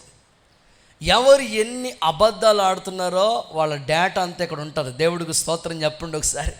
ఎవరి డేటా వాళ్ళ డేటా అంతా కూడా ఈ గడియారంలో ఉంటుంది. ఆ వాలంటరీ గడియారం చూస్తూ ఉంటుంటే చిన్న ముళ్ళు ఉంది, పెద్ద ముళ్ళు ఉంది, తిరుగుతూ ఉందన్నమాట, స్లోగా అలా తిరుగుతూ ఉందన్నమాట. అతను వార్డు మెంబర్ చూశాడు, తిరుగుతూ ఉంది. అందరి తిరుగుతున్న చర్చిలో ఆ పాస్టర్ గారి చూశాడు, తిరుగుతూ ఉంది. అలా కొంతమంది వాలంటీర్లు అందరి చూస్తూ ఉన్నాడు, అందరి తిరుగుతూనే ఉన్నాయన్నమాట. అందరూ అబద్ధాలు ఆడుతూ ఉన్నారన్నమాట. సరే దేవదూతని అడిగాడంటే, మరి నా గడియారం ఎక్కడా అంటే, అదిగోండి మీ పైన తల మీద అలా ఫ్యాన్లా తిరుగుతుంది, మీ గడియారమేనండి బాబు అన్నారంట. చూస్తే ఫ్యాన్లా వేగంగా తిరుగుతూ ఉంది ఆ గడియారం. కొంతమంది అబద్ధాలంటే ఎంత సరదాగా ఉంటాయో, నీళ్లు తాగినట్లుగా అబద్ధాలు ఆడి అవినీతి పనులన్నీ చేస్తూ ఉంటారు. ఈరోజు దేవుని సేవకుడిగా నేను మీతో చెప్తున్నాను, నీతి కోసం మీరు నిలబడండి. నీతికి దేవుడు మిమ్మల్ని వారసులుగా మార్చునుగాక. నేను అడుగుతున్నాను, 9 గంటలకి ప్రార్థన అయితే 11:30, 12 గంటల కూటం అయిపోతుంది. మరి ఇంత లేటుగా వస్తే మీలో నీతి ఎంత ఉందో ఒకసారి మీరు ప్రశ్నించుకోండి. డ్యూటీ కూడా ఎంత నీతిగానే చేస్తున్నారా? కొంతమంది డ్యూటీలకు వెళ్తూ ఉంటారు, ఖచ్చితంగా టైం టేబుల్ ఉంటుంది. 5 అయితే చాలు, ఇంక బయటకు వచ్చేయాలా. ఇంటికి వచ్చినప్పటికి 10 అవుతుంది. భార్య అడుగుతుంది, ఏమండి 5 గంటలకు ఆఫీస్ అయిపోతుంది కదా, 10 గంటలు. నీకేం తెలుసు? ఇన్స్పెక్షన్ జరుగుతుంది. వంకాయ జీడిపప్పు ఉండడం అనుకున్నావా, కూర అనుకున్నావా? ఎన్ని అబద్ధాలండి బాబు. అంటే మంచిగా చేసేవాళ్ళు ఉన్నారు. నీవు నీతికి వారసుడు అవ్వాలి. నీతికి క్వైట్ ఆపోజిట్ దుర్నీతి, అవినీతి, ఇవేవి నీ దగ్గరికి చేరకూడదు. మీరు నాకు వారసులని ప్రభు పిలుస్తున్నాడు. యేసు నామములో నీతికి నిన్ను వారసులుగా మార్చునుగాక. రెండవ మాట చెప్తాను, సెకండ్ వన్. మీరు నాకు వారసులై ఉన్నారు. దేనికి మనం వారసులు అవ్వాలి అంటే, పేతురు రాసిన మొదటి పత్రిక 3వ అధ్యాయం 9వ వాక్య భాగాన్ని చదువుదాం. 1 Peter 3:9. ఆశీర్వాదమునకు వారసులగుటానికి మీరు పిలువబడ్డారు. కనుక కీడుకి ప్రతి కీడైనను దూషణకి ప్రతి దూషణైనను చేయక దీవించండి. చాలు. రెండవ మాట మనం చూస్తే, ఆశీర్వాదమునకు వారసులు. అందరూ మీ పక్కలతో చెప్పండి, దేనికి వారసులం అంటే ఆశీర్వాదం. మీరు వారసులై ఉన్నారు. ప్రభా, దేనికి నన్ను వారసుడిగా చేస్తున్నావు అని అంటే, మీరు ఆశీర్వాదానికి వారసులు అవ్వాలి. ఆశీర్వాదం అనేది 3 రకాల ఆశీర్వాదాలు ఉన్నాయి. శరీర సంబంధమైన ఆశీర్వాదం ఒకటి, భౌతిక సంబంధమైన ఆశీర్వాదం ఒకటి, ఆత్మ సంబంధమైన ఆశీర్వాదం మరొకటి. ఈ భౌతిక సంబంధమైన ఆశీర్వాదం అంటే ఇల్లు కట్టుకోవటం, కూతురు పెళ్లి చేసుకోవటం, ఆస్తి సమకూర్చుకోవటం, జాబు సంపాదించుకోవటం, ఆ తర్వాత హాస్పిటల్లో జాబు రావటం, గవర్నమెంట్ ఎంప్లాయ్, ఈ విధంగా భౌతిక సంబంధమైన దీవెనలు ఇవన్నీ ఆశీర్వాదానికి ముంగుర్తుగా ఉన్నాయి. మరి శారీరక సంబంధమైన ఆశీర్వాదం అంటే హెల్తీగా ఉండటం, అది కూడా ఒక గొప్ప ఆశీర్వాదం. దేవుడిచ్చిన ఆరోగ్యం, అది దేవుడిచ్చిన ఒక గొప్ప స్వస్థత, అది గొప్ప ఆశీర్వాదం. అలాగే స్పిరిచువల్ లైఫ్ కూడా, ఆత్మీయ భక్తి కూడా ఆధ్యాత్మికమైన ఆశీర్వాదాన్ని పొందినట్లుగా మన జీవితాలు ఉండాలి. చాలామంది ఈ 2 రకాల ఆశీర్వాదాలు, భౌతిక సంబంధమైన ఆశీర్వాదాన్ని పొందుకుంటున్నారు, శారీరక సంబంధమైన ఆశీర్వాదాన్ని పొందుకుంటున్నారు, కానీ ఆత్మీయ ఆశీర్వాదాలకు మాత్రం వాళ్ళు సొంతం చేసుకోలేకపోతున్నారు, వాటికి వారసులు అవ్వలేకపోతున్నారు. కానీ దేవుడు మీతో మాట్లాడుతున్నాడు, ఆత్మ సంబంధమైన ప్రతి ఆశీర్వాదాన్ని దేవుడు మీకు అనుగ్రహించునుగాక. చేతులెత్తి ఆమేన్ అంటండి. ఖచ్చితంగా ఆత్మ సంబంధమైన ప్రతి ఆశీర్వాదానికి మనం వారసులు అవ్వాలి. మీరు ఎఫెసీయులకు రాసిన పత్రిక 3వ అధ్యాయం, మొదటి అధ్యాయం 3వ వాక్యం చూడండి. 1 chapter 3 word, మొదటి అధ్యాయం 3వ వాక్యం చూస్తే, మన ప్రభు అయిన యేసుక్రీస్తు యొక్క ఓకే తండ్రి యగు దేవుడు స్తుతింపబడును గాక. ఓకే ఆయన క్రీస్తునందు పరలోక విషయంలో ఆత్మ సంబంధమైన ప్రతి ఆశీర్వాదాన్ని మీకు అనుగ్రహించి, అది ఆత్మ సంబంధమైన ప్రతి ఆశీర్వాదం కూడా మీరు సంపాదించుకోవాలి. భౌతికంగా అంత బాగుంది, వెల్ సెటిల్, ఇల్లు ఉంది, ఆస్తి ఉంది, అంతస్తు ఉంది, ఉద్యోగం ఉన్నాయి, పలుకుబడి ఉంది, పేరు ఉంది, సంపాదన ఉంది, అన్నీ ఓకే. కానీ ఆత్మీయ స్థితి ఎలా ఉంది? ప్రార్థన చేసుకునే స్థాయి ఎలా ఉంది? ఉపవాసం ఉండే స్థాయి ఎలా ఉంది? బైబిల్ చదువుకునే ధ్యానించే ఆ స్థాయి ఎలా ఉందంటే వాటిల్లో మాత్రం వీక్. ఆత్మ సంబంధమైన ప్రతి ఆశీర్వాదాన్ని మీరు పొందుకోవాలి కదా. ప్రియుడా, నీవు ఆత్మలో వర్ధిల్లితేనే కదా అన్ని విషయాల్లో నువ్వు సౌఖ్యంగా ఉండేది.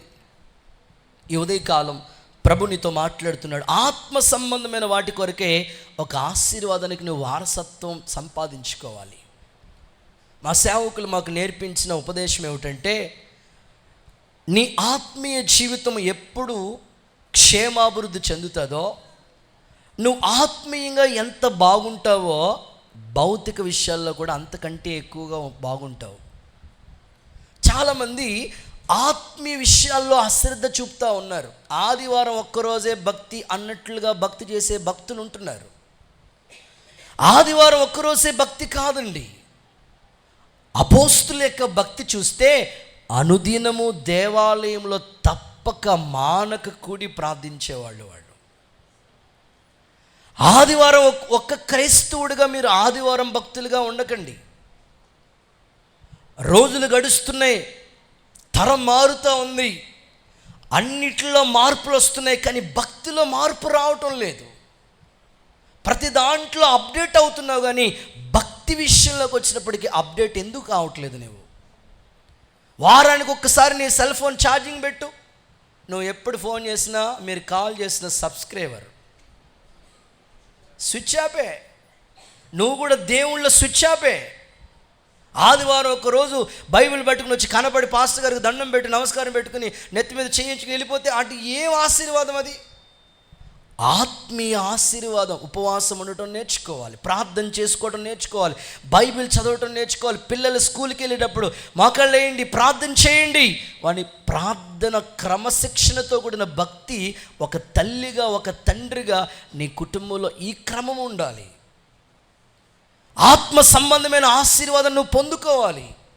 దానికి దేవుడు నిన్ను వారసుడిగా చేయబోతూ ఉన్నాడు. గట్టిగా చెప్పండి ఆమేన్. నేను చాలా సంఘ విశ్వాసులకి చెప్పినాను, బ్రాంచ్ వాళ్ళకి, మెయిన్ చర్చ్ వాళ్ళకి, డైలీ ప్రతిరోజు సాయంకాలం అయితే 7 గంటలైందా మందిరంలో డ్రమ్ మోగాలి, పాటలు వినబడాలి, ప్రార్థన చేయాలి. ప్రతి బ్రాంచ్లో డైలీ ఈ రోజు వరకు అలాగే సాయంకాలాలు ప్రార్థనలు జరుగుతూ ఉన్నాయి. మెయిన్ చర్చ్లో కూడా ప్రేయర్స్ జరుగుతూ ఉన్నాయి. దగ్గరలో ఉండి కూడా ఏదో ఎర్ర సముద్రం దాటి రావాలన్నందుకు కూడా దగ్గరలో ఉండి కూడా ప్రార్థన చేయలేకపోతుంటే ఎట్లా? మీరు ఆత్మీయ విషయాల్లో ఎందుకు ఆశీర్వాదాన్ని మీరు సొంతం చేసుకోలేకపోతున్నారు? ఈరోజు ఆత్మీయ విషయాల్లో ప్రతి ఆశీర్వాదం దేవుడు మీకు దయచేయనుగాక. దావీదు ఉన్నాడు, తన కుటుంబానికి దేవుడు ఇచ్చిన ఆశీర్వాదం ఏంటో తెలుసా? చూడండి, సమూయేలు 2వ పుస్తకం, సమూయేలు 2వ పుస్తకం 7వ అధ్యాయం 29వ వాక్యాన్ని చదవండి. సమూయేలు 2వ పుస్తకం 7:29. దయచేసి నీ దాసుడైన నా కుటుంబము, దయచేసి నీ దాసుడైన నా కుటుంబం నిత్యము నీ సన్నిధిని ఉండునట్లుగా, అప్పుడప్పుడు ఆదివారమే సన్నిధిలో కనబడినట్లు దానిని మరలా చదవక్క. నిత్యము నీ ఆదివారమే బల్లారాధన రోజున ఒక్కరోజే పాస్టర్ గారి దగ్గర అటెండెన్స్ చేయించుకున్నట్లు. అంతేనా? నిత్యమా? చెప్పండి. ఎప్పుడు? ఒక రాజుగారు చేసుకుంటున్న ప్రార్థన చూడండి. నిత్యము నా కుటుంబం ఎక్కడుండాలి? పార్కులో కాదు, పిక్నిక్. ఇప్పుడు కుటుంబాలన్నీ పిక్నిక్ వెళ్తాయి, కుటుంబం అంతా వెళ్తారు. సెలబ్రేషన్ ఏదో చేసుకుంటే కుటుంబం అంతా వెళ్తుంది, ఫంక్షన్ ఏదో చేసుకుంటే కుటుంబం. సన్నిధికి మాత్రం నువ్వు వెళ్ళి ముందు నా బైబిల్ అక్కడ పెట్టేసి వచ్చేసే, నేను వస్తాను, వెనకాల వస్తాను, వెళ్ళు. మరి ఎప్పుడు నీకు ఆత్మ సంబంధమైన విషయాల్లో ఆశీర్వాదం వచ్చేది? ఒక రాజయ్యుండికి ఎన్ని పనులు ఉంటాయి రాజుగారికి? నిత్యము నీ సన్నిధిలో ఉండినట్లు నా కుటుంబాన్ని ఆశీర్వదించు అని చెప్తూ, నువ్వు ఆశీర్వదించే ఆ ఆశీర్వాదం ఎన్నటికి నిలిచి ఉంటుంది. చప్పట్లు కొడుతూ ఒకసారి యేసయ్యకి మహిమ చెల్లిస్తారా? దేవుడు దీవిస్తే ఆ ఆశీర్వాదం ఎన్నటికి నిలిచి ఉంటుందండి. అలాంటి దీవెన కోరుకోవాలి మీరు ప్రభు దగ్గర. నువ్వు వారసత్వాన్ని సంపాదించుకోవాలంటే, ప్రభా నాకు ఆత్మీయ విషయాల్లో ప్రతి ఆశీర్వాదం నాకు ఇవ్వండి, నా కుటుంబానికి దయచేయండి. ఏమండి, దావీదు రాజయ్యుండి ఇందాక 119వ కీర్తన చదివారు కదా, 7 సార్లు స్తుతించేవాడట దేవుణ్ణి, 3 సార్లు ప్రార్థన చేసేవాడట దావీదు. అది తన ఆత్మీయ స్థితి. మరి నీ సంగతి ఏంటి? 3 సార్లు మాత్రం ఇంకంతే, యేసు రక్తమే జయం, ఇంకంతే సంగతులు. 3 సార్లు మాత్రం మంచం మీద నిద్రపోవటమే, అంతే. ఆత్మీయ స్థితిలో సోమరితనం రాకూడదండి. దేవుని బిడ్డలు పరిపూర్ణులు అవ్వాలనేదే ఒక సేవకుడిగా నా ప్రయాస. మిమ్మల్ని అందరినీ క్రీస్తు ఎదుట సంపూర్ణులుగా నిలబెట్టాలి, కానీ సగం భక్తి కలిగిన వాళ్ళుగా నిలబెట్టకూడదు నేను. అందుకొరకే నా ఆశ ఇది. రాజుగారే 7 సార్లు స్తుతి చేస్తూ, 3 సార్లు ప్రార్థన చేస్తూ తన కుటుంబం అంతా సన్నిధిలో ఉండాలనుకుంటుంటే, మరి నీ సంగతి ఏంటి? నీ ఆత్మీయ స్థితి ఎలా ఉందో ఒకసారి నువ్వు ఆలోచించుకో.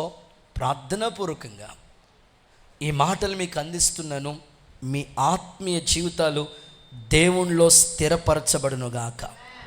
ప్రతి ఆత్మ సంబంధమైన ఆశీర్వాదాన్ని దేవుడు మీ కుటుంబానికి దయచేయనుగాక. చేతులూపుతూ ఆమేన్ అని చెప్పండి ఒకసారి. ఏశావు యాకోబుకి 2 కుమారులు కదా? కాదు. ఇస్సాకుకి 2 కుమారులు కదా? చెప్పండి, పేర్లు చెప్పండి. ఏశావు, యాకోబు, 2 ఎవరు? కవల పిల్లలు. కానీ ఒక్కడికే ఆశీర్వాదం. యాకోబుకి వచ్చిన ఆశీర్వాదం ఏశావుకి లేదు. ఎందుకు ఏశావు ఆశీర్వాదాన్ని పొందుకోలేకపోయాడు అనంటే, దాని గురించి బైబిల్లో రాయబడిన మాట చదువుకుందాం. హెబ్రీయులకు రాసిన పత్రిక 12వ అధ్యాయం 17వ వాక్యం చూడండి.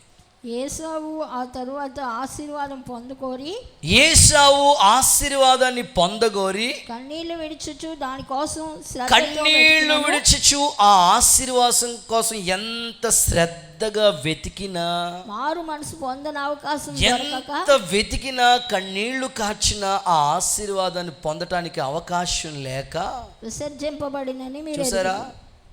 ఏశావుకి మరలా అవకాశం లేదు, ఛాన్స్ లేదు, ఇవ్వలేదు దేవుడు. ఆశీర్వాదం పొందుకుందామని ప్రయత్నం చేసినా ఆ ఆశీర్వాదాన్ని మరలా దేవుడు అవకాశం ఇవ్వలేదు ఏశావుకి. కారణం ఏంటో తెలుసా? తన జీవితంలో ఆలస్యం.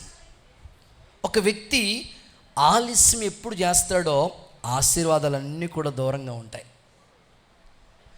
ఏశావు ఆశీర్వాదాన్ని పొందకపోవడానికి గల కారణము ఆలస్యమే. ఆలస్యమే అమృత విషయం అన్నట్లు తన జీవితంలో ఇంకా మరలా పొందుకుందామని ప్రయత్నించిన అవకాశం లేదు. ఈరోజు నువ్వు తీర్మానం చేసుకో, ప్రభా ఆత్మీయ విషయాల్లో నేను ఎప్పుడు ఆలస్యం చేయకూడదు. బైబిల్ చదవలసిన సమయంలో చదువుతాను, ప్రార్థన చేసుకోవాల్సిన విషయాలు చదువుకుంటాను, ధ్యానిస్తాను, పిల్లల్ని క్రమపరిచే విషయంలో క్రమపరుస్తాను. ప్రతి ఆత్మ సంబంధమైన ఆశీర్వాదం నా కుటుంబం పొందుకున్నట్లుగా దావీదు ఇంటిని దీవించినట్లు నా ఇంటికి, నా కుటుంబానికి ఈ ఆశీర్వాదం దయచేయి అని నువ్వు కోరుకో. యేసయ్య ఈ ఆశీర్వాదానికి నిన్ను వారసుడిగా మార్చునుగాక. చేతులూపుతో ఒకసారి హల్లెలూయా అని చెప్పండి. ఇంకా హుషారుగా చెప్పండి. కొన్నిసార్లు కొంతమంది భక్తి చేస్తూ ఉంటారు, అయినా వాళ్ళకి ఆశీర్వాదం అనేది దూరంగా ఉంటుంది. దానికి గల కారణం ఏంటి అని అంటే, దేవుడు కొన్నిసార్లు నిన్ను పరీక్షిస్తూ ఉంటాడు.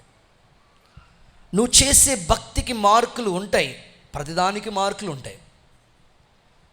నేను బోధిస్తున్నానా, నా బోధకు దేవుడు మార్కులు వేస్తాడు. నా జీవితం ఉందా, నా జీవితం వాక్యానుసారంగా ఉందా ప్రభు చూస్తాడు. మీ జీవితం కూడా దేవుడు కొన్నిసార్లు పరీక్షిస్తాడు. ఆశీర్వాదం వెంటనే రాకపోవచ్చు. అలాగని భక్తికి దూరం అవ్వకూడదు. ఒక సందర్భం మీకు చెప్తాను, మీరు ఈజీగా అర్థం చేసుకోగలుగుతారు. చేతులతో ఒకసారి హల్లెలూయా అని చెప్పండి. ఒక రైతు ఉన్నాడు.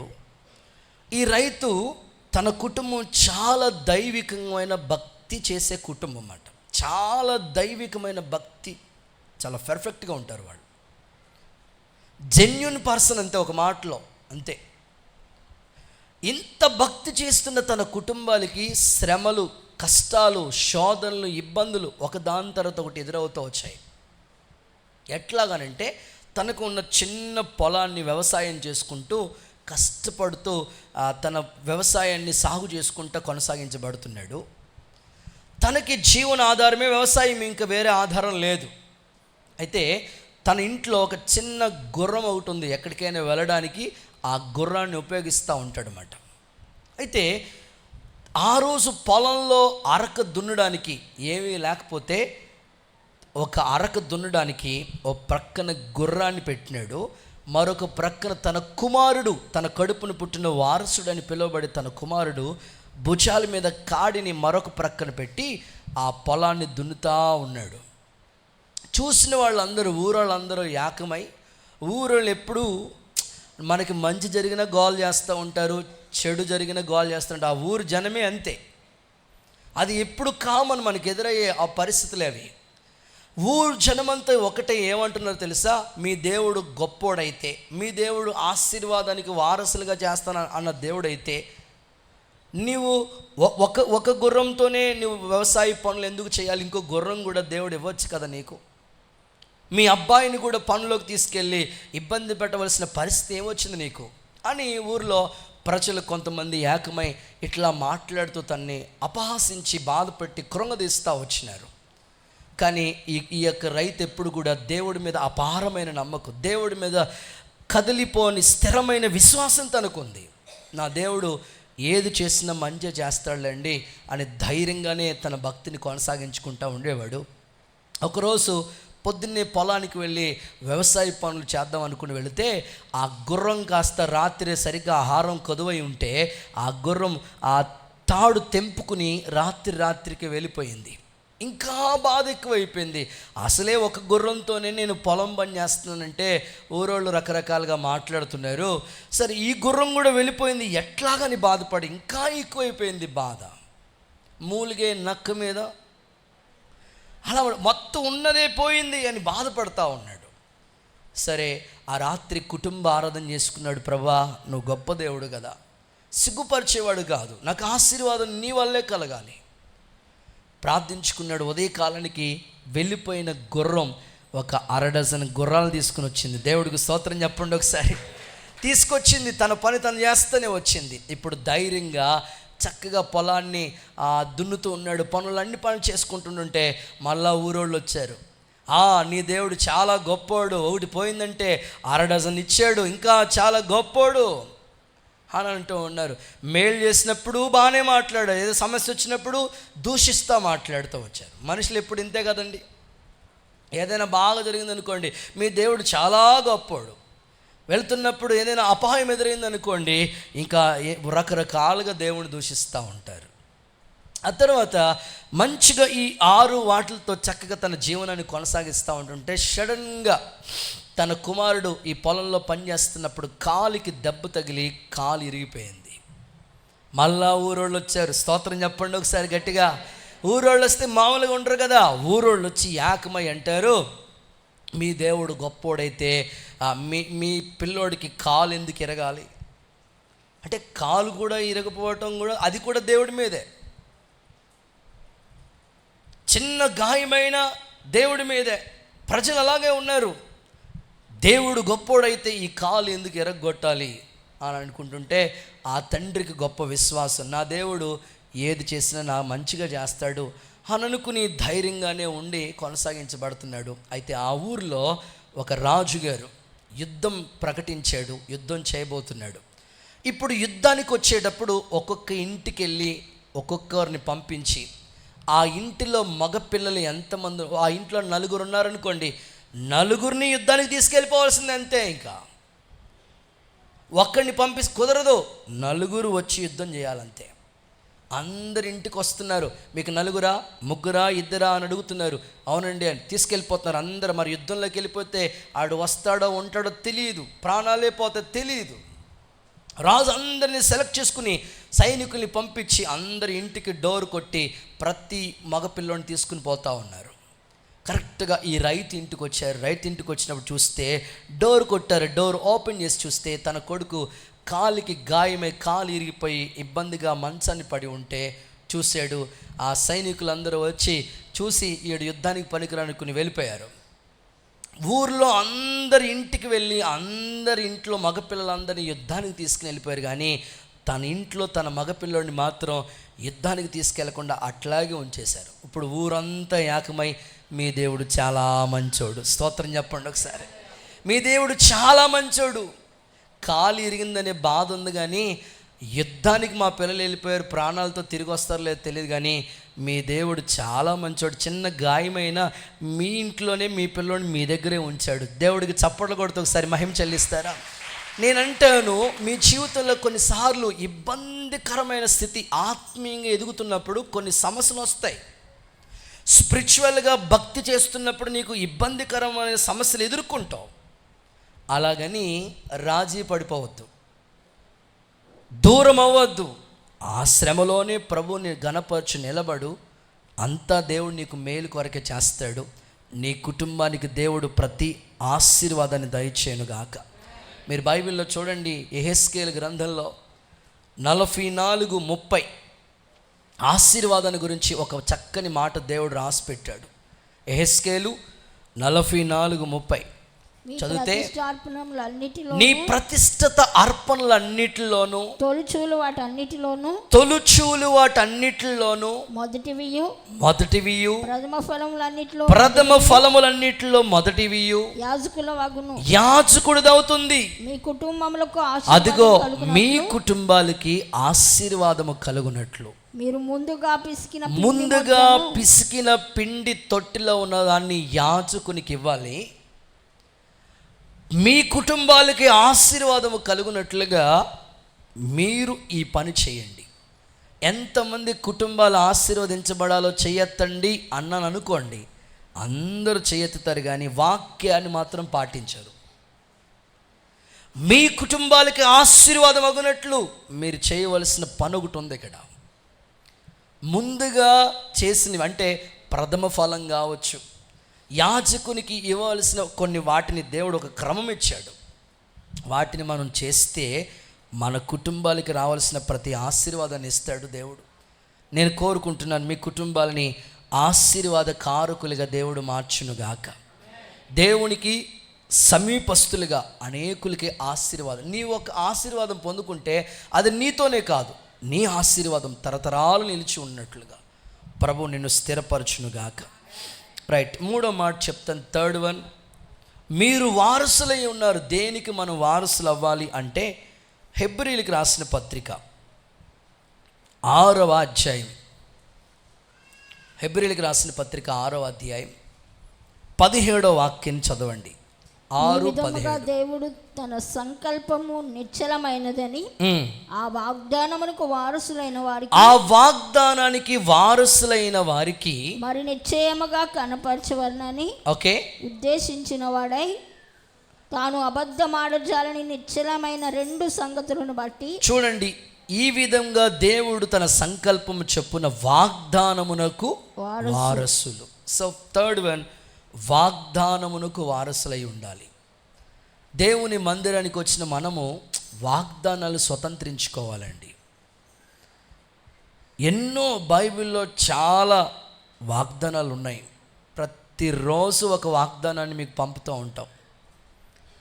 ప్రతిరోజు నువ్వు బైబిల్ చదువుతూ ఉన్నప్పుడు దేవుని వాగ్దానాలన్నీ మన పట్ల అవును అన్నట్లే ఉన్నాయి. బైబిల్ ఏం చెప్తుందో తెలుసా? అమూల్యములంటి వాగ్దానాలు దేవుడు మనకిచ్చాడు. ఇంకా వాగ్దానము చేసిన వాడు నమ్మదగిన వాడు, దాన్ని నెరవేర్చడానికి సమర్థుడు. దేవుడిచ్చిన వాగ్దానములో ఏది కూడా తప్పిపోదు, ఏది నెరవేర్చబడకుండా ఉండదు. నేను చెప్పాను, నెరవేరుస్తానని ప్రభు చెప్పాడు. భయపడుకు, నేను నీకు సహాయం చేస్తాను. దిగులు పడుకు, బలపరుస్తాను. నీతి అనే దక్షిణాస్తంతో ఆదుకుంటాను. జనములు నీ వెలుగునకు వస్తారు. బహుతరాలకి సంతోష కారకులుగా నేను చేస్తాను. నువ్వు చెప్పిందంతా నీకు చేస్తాను. ఎన్ని వాగ్దానాలు ఇచ్చాడండి ప్రభు. అయితే ఆ వాగ్దానాన్ని చాలామంది జనవరి 1 వాగ్దానం తీసుకుంటారు. ఆ వాగ్దానం ఆ రోజే మరలా జనవరి 1 వచ్చేదాకా వాళ్ళకి వాగ్దానం గుర్తుండదు. ప్రతిరోజు ఎన్నో వాగ్దానాలు దేవుడు మనకి ఇచ్చాడు.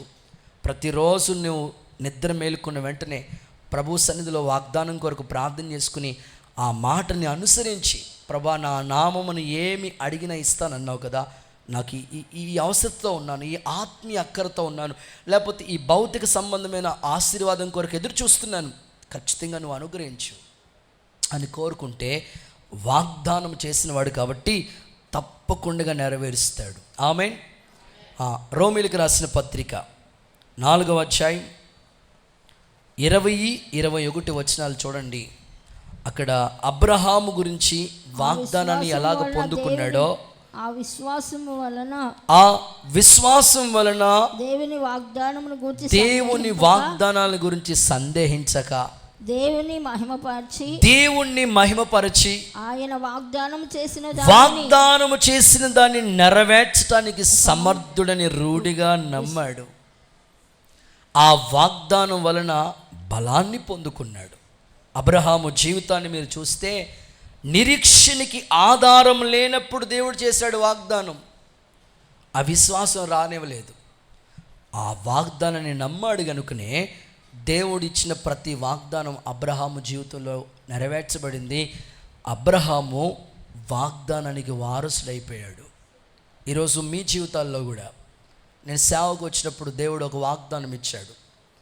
నేను నీకు ముందుగా వెలుచు మెట్టగా ఉన్న స్థలాలు సరళం చేశాను, అంధకారంలో మరుగైన నిధిని నీకు ఇస్తానని వాగ్దానం చేశాడు ప్రభు. ఆ మాట తీసుకుని సేవకు వచ్చాను నేను. ప్రతి వాగ్దానం ఈ సేవలో ఇప్పటికీ ఈరోజు వరకు దేవుడు నెరవేర్చుకుంటూనే వచ్చాడు. మీరు కూడా ప్రతి వాగ్దానాన్ని విశ్వసించండి, కోరుకోండి. ఏ వాగ్దానాలు కూడా దేవుడు నెరవేర్చకుండా ఉండడు. మీ పిల్లల విషయంలో, కూతురు పెళ్లి విషయంలో, తర్వాత ఆర్థికపరమైన విషయాల్లో ఎన్నో వాగ్దానాలు దేవుడు మన కొరకు దాచిపెట్టాడు. సంతాన విషయంలో కుమారులు సంతోషంగా తల్లిగా చేస్తానని వాగ్దానం ఇచ్చాడు. ప్రభా నువ్వు వాగ్దానం ఇచ్చావు కదా, నెరవేర్చు అని పట్టుదలతో దేవుణ్ణి అడుగు. ప్రతి వాగ్దానాన్ని నువ్వు వారసత్వం సొంతం చేసుకోవాలి. ఆ వాగ్దానానికి నువ్వు వారసుడు అవ్వాలి. చేతులు ఎత్తి ఒకసారి అందరూ హల్లెలూయా అని చెప్పండి. వాగ్దానాలు నెరవేర్చబడాలంటే నీలో ఓర్పు కావాలి. ఓర్పు లేకుండా వాగ్దానం నెరవేర్చబడదు. మీరు బైబిల్లో చూడండి ఆ మాట. హెబ్రీయులకు రాసిన పత్రిక 6వ అధ్యాయంలో వాగ్దానాన్ని గురించి మాట్లాడుతూ చక్కగా తెలియజేస్తున్నాడు పౌలు. ఓర్పు లేకుండా 6వ అధ్యాయం 15వ వాక్యం చూడండి. ఆ మాట నమ్మి అతడు ఓర్పుతో సహించి ఆ వాగ్దాన ఫలాన్ని పొందాడు. అందరూ ఆమేన్ అంటారా? ఓర్పు లేకుండా వాగ్దానం నీకు సొంతం అవదు. ఇప్పుడు ఈ విశ్వాసులు ఎలా తయారయ్యారంటే ఫాస్ట్ ఫుడ్ సెంటర్లా తయారయ్యారు. స్తోత్రం చెప్పండి ఒకసారి, చేతులు ఎత్తి చెప్పండి అమ్మా. ఫాస్ట్ ఫుడ్ సెంటర్ దగ్గర చూడండి, కనీసం కూర్చోమన్నా కూర్చోరు, వాళ్ళు నిలబడి తినేసి వెళ్ళిపోతుంటారు. కూర్చోమన్నా కూర్చోరన్నమాట, అంత ఫాస్ట్గా అయిపోవాలి.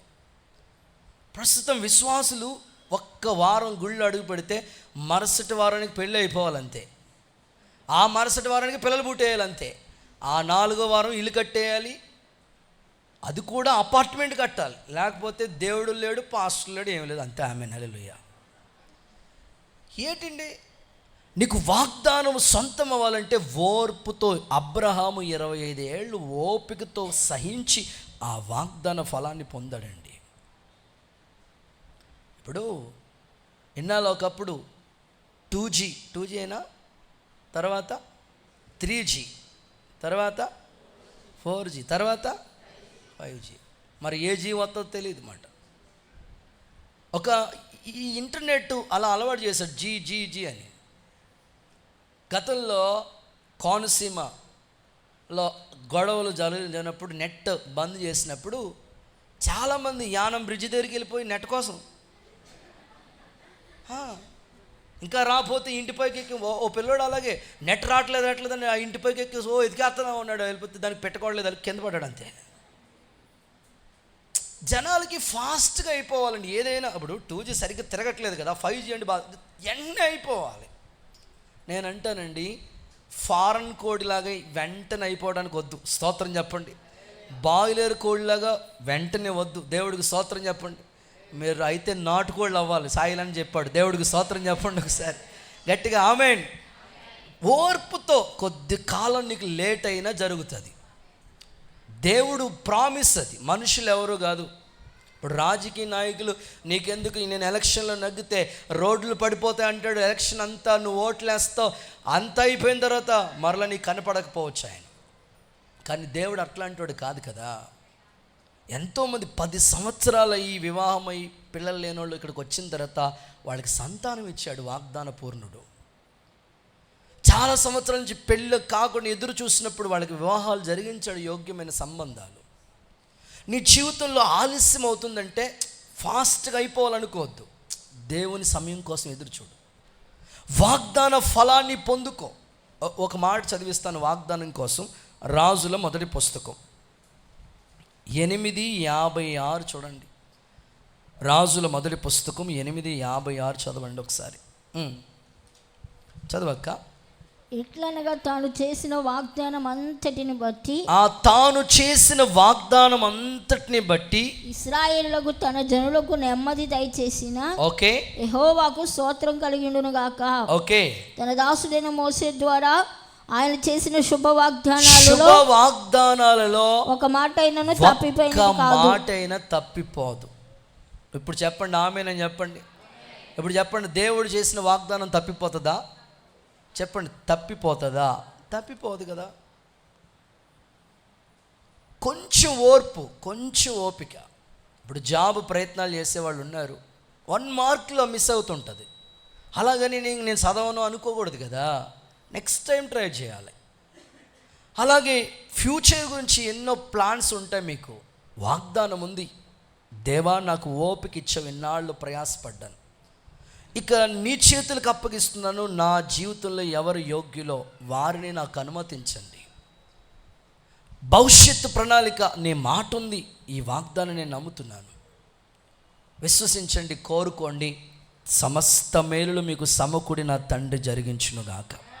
రైట్, చివరి మాట చెప్పేసి ప్రార్థన చేస్తాను. 4వది లూకాసు వార్త 18:18. లూకాసు వార్త 18:18 చూడండి. లూకాసు వార్త 18:18. సద్బోధకుడా నిత్య జీవానికి వారసులు అవ్వాలంటే నేనేం చేయాలి అని అడిగాను. అందుకు యేసు నేను సత్పురుషుడని ఎలా చెప్పుచున్నావు? దేవుడు ఒక్కడే తప్ప మరి ఎవడును సత్పురుషుడు కాడు. చూడండి, ఈ సందర్భాలన్నీ మనం చదువుకుంటూ వెళితే, సో 4th వన్, నిత్య జీవమునకు వారసులు అనండి. అదే నిత్య జీవం అంటేనే దేవునితో యుగయుగాలుండే జీవితం, దేవుని రాజ్యంలో అడుగు పెట్టే స్థాయి. ఒక ధనవంతుడే ప్రభు దగ్గరకు వచ్చాడు, అడిగాడు, నిత్య జీవం పొందుకోవాలంటే ఏం చేయాలి ప్రభువా? బాగానే అడిగాడు, కానీ చేయలేదు. దేవుడు చెప్పినా చేయలేదు. చాలామంది అడుగుతారు, నేను ఉంటానయ్యా, చేస్తానయ్యా, ప్రభు కోసం బ్రతుకుతానయ్యా అంటారు, కానీ ఏమీ చేయరు. ప్రభువుని అడిగాడు, చెప్పాడు దేవుడు, నిత్య జీవం నువ్వు పొందుకోవాలంటే ఇలా ఇలా ఇలా ఉండాలి అని చెప్పాడు. దేవుని రాజ్యం అనే నిత్య జీవంలో మనం ప్రవేశించి, ఏమండి, ఈ భూమి మీద మహాబ్రతికితే 70 ఏళ్ళు బైబిల్ ప్రకారంగా, ఇంకా అధిక బలం ఉంటే అధిక బలం అంటే ఇక తెలుసు మీకు. అధిక బలం ఉంటే 80 ఏళ్ళు బ్రతకొచ్చు. ఒకవేళ 80 ఏళ్ళు ఏమైనా బ్రతికినా గ్యారెంటీగా ఉంటావంటే ఇది ఏది గ్యారెంటీ కాదు, శాశ్వతం కాదు. వాటి వైభవం ఆయాసం దుఃఖమే. ఆయాసం దుఃఖం అంటే మీకు ఇంక చెప్పక్కర్లా, షుగర్ బీపీఏ. ఆయాసం దుఃఖమే. ఎన్నేళ్ళు ఈ భూమి మీద ఉన్న ఏదో ఒకటి. అయితే నిత్య జీవాన్ని మనం పొందుకుంటే యుగ యుగాలు ప్రభుతో ఉండే ధన్యతను మనం పొందుకుంటాం. స్తోత్రం చెప్పండి గట్టిగా. ఈ భూమి మీద నువ్వు నీతికి వారసుడైనా, ఆశీర్వాదానికి వారసుడైనా, వాగ్దానానికి వారసుడైనా అవన్నీ ఇక్కడే. నిత్య జీవం, నిత్య రాజ్యంలోనికి మన వారసత్వాన్ని సంపాదించుకోవాలి. నిత్య జీవానికి వారసులు కావాలి. అందుకే ఈ ప్రభు బల్ల ఆరాధన కార్యక్రమం. ఎందుకు తీసుకోవాలి ఈ ప్రభు బల్ల ఆరాధన? ఎలా తీసుకోవాలి ప్రభు బల్ల ఆరాధన? ఏదో ప్రసాదం పెట్టినట్లుగా కాదు కదా. దీనికి ఒక పద్ధతి, ఒక క్రమం దేవుడు ఇచ్చినాడు. చూడండి, యోహాను సువార్త 6వ అధ్యాయం 54వ వాక్యం. యోహాను సువార్త 6:54 చదువుదాం. నా శరీరం తిని నా రక్తం నా శరీరాన్ని తిని నా రక్తాన్ని తాకిన వాడే నిత్య జీవం గలవాడు. అంత్య దినమున నేను వానిని అంత్య దినాన్ని నేను వాడిని లేపుతాను. నా శరీరము నిజమైన ఆహారము, నా రక్తము నిజమైన పానమున. చూసారా, ప్రభు బల్లలో నువ్వు పాలిభాగస్లం అవుతేనే నిత్య జీవాన్ని పొందుకుంటావు. ప్రభు బలారాధనలో నువ్వు పాలిభాగస్సులు కాకుండా, రక్షణ పొందుకోకుండా ఈ నిత్య జీవానికి హక్కుదారులయ్యే అవకాశం లేదు నీకు. కనుక మనసు మార్చుకోండి, స్థిరమైన పునాది మీద కట్టబడండి. బాప్తిసం పొందటానికి ఆలస్యం చేయొద్దు.